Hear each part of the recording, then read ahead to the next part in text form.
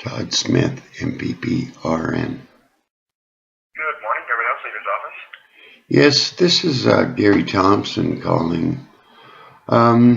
Todd's an RN, is my understanding. A registered nurse? No, he is not. Oh, okay. Unless he's been studying in his free time lately, but I don't believe so. No. Okay. There's a Bill 105, passed second reading in the legislature. Okay. By Natalia Konzendova. It's dealing with training the police officers to use the lock zone. Yep. Well, did you know that on the Ministry of Health and Long-Term Care's website, the wrong instructions are there? I did not know that. Thank you for bringing that to our attention. There was a press in the media room on May the 16th. My brother-in-law, emergency physician, Dr. Daryl Gibeon, was there. He said over and over and over, it's rescue breathing. Because this has been going on for years. In the last government under Kathleen Wynne, 1,000 doctors signed a letter over a 2-year period. In 2016, it was over 200 doctors and other healthcare providers. And then in August of 2017, 234 doctors and other healthcare providers signed a letter and had a sit down with Kathleen at the legislature and told her to stop murdering everyone, because non-drug overdoses are also getting this treatment. You deny rescue breathing from any of the hundreds of causes of breathing emergency, they die.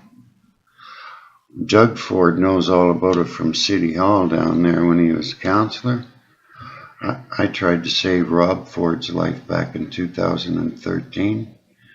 There was a rumor, there was a video of him smoking crack. I went to the doctors at Toronto Public Health and said, I guess this live human study can end till someone kills Rob Ford if he smokes too much, drinks too much, has a diabetic coma, or has a stroke or a heart attack. The doctors started laughing their fool heads off. Yeah, Gary, kill the mayor. I went over and had a talk with Rob and told him about it. Rob's response was, Toronto Public Health's not in my jurisdiction. I took a friend of mine as a witness. I shook my head and said, do I have to go to Montreal or Windsor to save your life?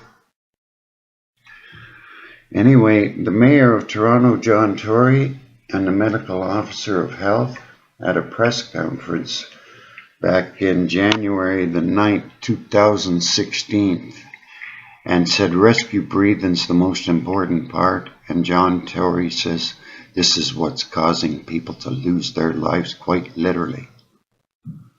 I know of all kinds of people in the morgue, non-drug overdoses, given chest compressions and no rescue breathing. Because when you empower millions of laypersons, what they've been taught is a life-saving technique, they're only too eager to do it. They've been publishing in the newspapers, if the person's in a coma, labored shallow breathing, blue-colored skin, making gurgling noises, and pinpoint pupils, to deny rescue breathing and give chest compressions. All those signs prove you are alive. You don't even have to check pulse. They need rescue breathing ASAP. Jeepers. I don't know why it's going on. The federal government, Health Canada, I just got an email from the executive director October the 1st last year. Health Canada has removed rescue breathing from their protocols. They removed it in August. It would start with rescue breathing, which is correct. So, sorry, sir, I need to kind of get going. I have a committee I have to get to. Okay. So the main kind of takeaway for me here, what instructions for naloxone were online. Yep. At the Ministry of Health and Long-Term. With the bill or anything like that? I know that. No, I've talked to Natalia's office. Natalia's office, I recorded it.